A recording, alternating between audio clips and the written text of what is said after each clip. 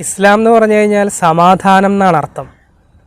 ഈ സമാധാനം എന്ന് പറയുന്ന സംഭവം ഈ ഭൂമിയിൽ നമ്മൾ ജീവിക്കുമ്പോൾ നമുക്ക് കിട്ടുകയും മറ്റുള്ളവർക്ക് കൊടുക്കാൻ കഴിയുകയൊക്കെ ചെയ്യുമ്പോഴാണല്ലോ സമാധാനപൂർണമായ ജീവിതം നമുക്കുണ്ട് എന്ന് പറയാൻ കഴിയുക. ഇനി മരിച്ച് പരലോകത്ത് നിന്നിട്ട് കിട്ടേണ്ടതും കൊടുക്കേണ്ടതുമായിട്ടുള്ളൊരു കാര്യമാണ് ഈ സമാധാനം. എന്താ ചങ്ങായിമാരെ നിങ്ങൾ ഈ പറഞ്ഞുകൊണ്ടിരിക്കുന്നത്?